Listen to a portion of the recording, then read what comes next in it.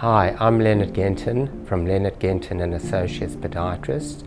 I've been practicing for 30 years and I'd like to talk about plantar fasciitis and the treatment of plantar fasciitis with Shockwave.